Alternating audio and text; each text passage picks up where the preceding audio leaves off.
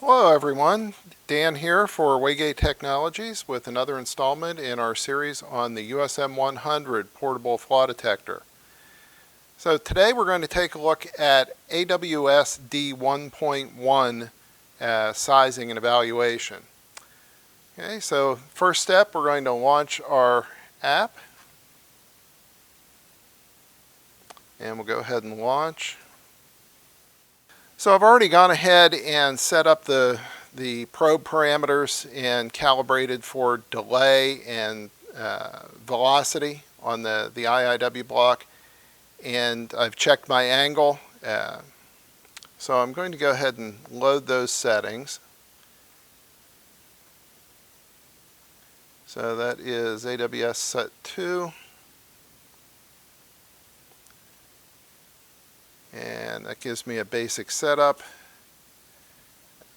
Let's pull in a DSC block quickly, and we can see there's our 1-inch and 5-inch echoes from that. So we're all set there. We're going to be looking at AWS D1.1. The AWS inspection uses particular probes and wedges. The wedges have this familiar snail shape to them. This is a 45-degree AWS wedge on a 2.25 megahertz 5/8 inch square benchmark probe. So this is one of the classic AWS probe and wedge combinations. So we'll go ahead and set things up for that. Now let's talk a little bit about AWS evaluation in general. So the AWS evaluation uses a result that is calculated called a class of flaw expressed in decibels, and that calculation comes from comparing the gain of an echo during inspection to the gain required to set an indication, a reference indication, to 50% screen height. It compares those two gains and also applies a correction factor for attenuation, material attenuation. So we talk about 4 parameters. Parameter A is the flaw gain. So that's the gain that would be required to get our echo for the signal under evaluation to 50% screen height. B, the parameter B, is our reference gain. How much gain did it take to set our reference indication to 50% screen height? C is our sound attenuation factor, and that is partially modeled on the probe, partially modeled on the attenuation of material, beam spread, and so on. As the indication goes deeper and deeper into the part, the sound path from the probe to the indication is longer and longer. We factor in some additional gain to make up for the loss of sound over the distance involved. Okay. So C is calculated as 0.079 dB per millimeter, and the measured sound path to our gate, minus 25.4 millimeters, is that's how C is calculated. Okay.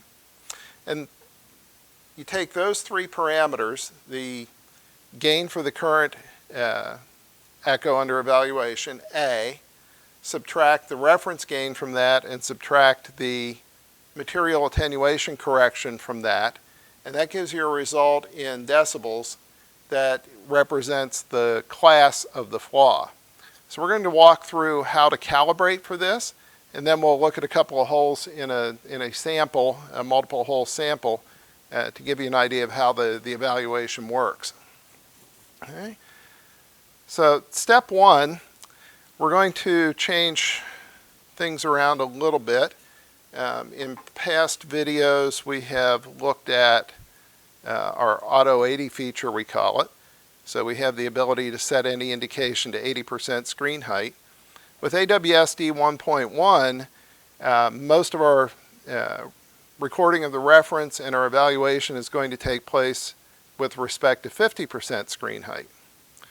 So rather than going to 80, what we're going to do is going to open our gain menu, And if we look down here, we have auto XX amplitude. That's currently set to 80%. So we're just going to run that down to 50%. Let's use our scroll wheel since we don't have far to go. So we'll set that to 50%. And now when we peek up on our reflector and hit the automatic gain, it takes us to 50% rather than 80. Okay, so that's going to be very handy as we go through our calibration. All right, so let's go ahead and close our gain menu. Now, we are already on our evaluation panel. We've previously gone through and set the delay and velocity and angle and so on as we discussed. So we're on our evaluation panel. Let's open the evaluation menu. Here we see it's already selected the AWS D1.1. By default, that's going to be 𝒏𝒉𝒂𝒏𝒉 when you're going through your app from the beginning. So we're going to select AWS D1.1, and we'll go ahead and close that. And typically our calibration for AWS uses the 1/16 inch hole at 0.6 inches. Actually, it's a 60 thousandths hole at 0.6 inches. I believe that's 1.5 millimeters at 15, if I'm not mistaken. Okay, and we have our AWS probe and wedge. So we're going to go ahead and peek up on that indication. We have a lot of range selected here at the moment. Let's take our range down a little bit. Let's go to 3 inches of range. Okay, so we're going to go ahead and peek up on that hole, and we're going to hit the calibrate button. Now, you notice we got a B reference recorded successfully. We got that message. And up here in the upper right-hand corner of the A scan, we now see 4 tiny readouts, A, B, C, and D. So as we discussed before, A is our live gain, or evaluating the echo and gate A, okay, in comparison to 50% screen height. So what gain would be required to get the signal in gate A to 50% screen height? And right now that's saying right around 46 dB, which makes sense because that's our currently selected gain, and we have about 50% screen height echo. Okay. Readout B is our reference amplitude. So when we hit our calibrate, what gain did it take to hold that indication at 50% screen height? Okay, so that was our recorded reference gain. C is our material attenuation compensation, and because we have less than an inch of sound path here, C is going to be 0. All right, anything under an inch, we're not adding any material attenuation correction in the equation. And D is our Flaw class, which it is now saying is 0. Okay, so we have our gain. We're back on our calibrated hole, and that's giving us a class of 0. Okay, we're at essentially the same gain, and we're not doing any material attenuation correction. So now we're all calibrated. Now, typically, once the calibration is done and you're ready to scan, most inspection procedures are going to call for you to increase the gain, often by 6 or 10 dB, to give you a scanning gain level. Helps you quickly find indications. So let's take a look. We're going to scroll up on our menu here a little bit, and we're going to change our dB step to 6, and we'll just keep that at 6 for the moment. And now if I increase my gain by 1 step, I'm reaching around to the gain control in the back, increase it by 1 step, you see that my gain is expressed as 46, which was my reference gain, and I've added 6 dB to scan with. And the result of that is now I have an effective gain of 52 dB. Now I have a block here with 1/16 inch side drilled holes starting at 1/4 inch, 1/2 inch, 3/4 inch deep, 1 inch deep, 1 1/4. So we can compare some of these holes to what we recorded as our reference. So now as I'm scanning, there's my hole at 1/2 inch, and it's huge.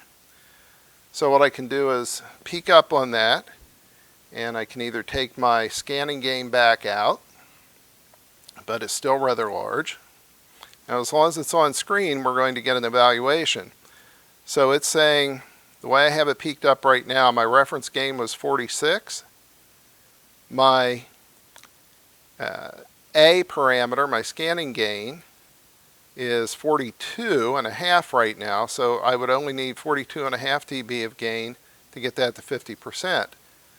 So if I go back and hit my auto gain again, take it to 50%, that's taken me down 4.5 dB from where I calibrated, and I'm back to about 42. Okay, my material attenuation correction is still 0 because I'm still under an inch of sound path, and my class is now -4. So my D parameter, taking A minus B minus C equals D, is now -4. So the more negative the number, the larger the flaw is in comparison to the calibration. So more negative is a larger indication, larger reflector. Okay. So let's slide back here, peek up on the next indication. This one's at 3/4 inch deep and right about an inch of sound path. So we'll peek up, we'll hit our auto gain. That's 6 dB down. So I need 6 dB less at that distance. My class is now -5. Okay. Let's add a little bit of coupling here, and we'll look at some of these deeper indications, and we'll begin to see material attenuation correction come into play. So there I'm peaked up on the 1.25 inch. Hit auto 80.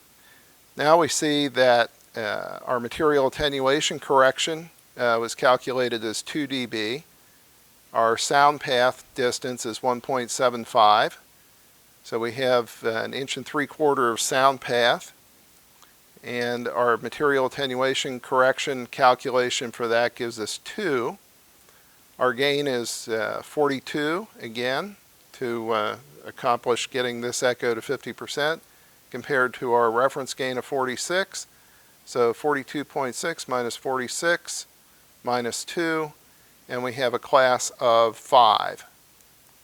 Okay.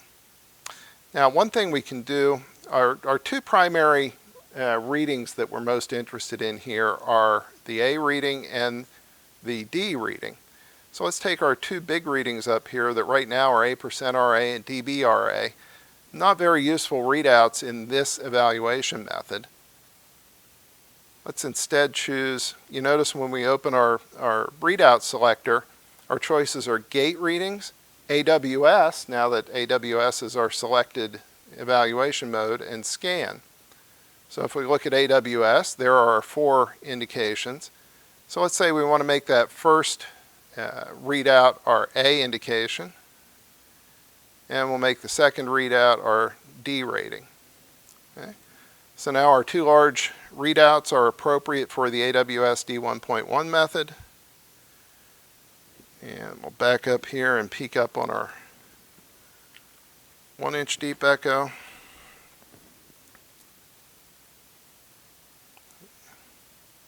There's our 1. Go to auto gain, take it to 50%. Now we have our A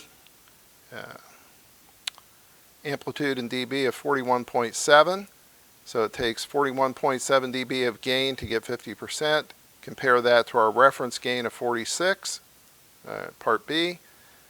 Item C, our material attenuation correction for 1.4 inches of sound path is 1.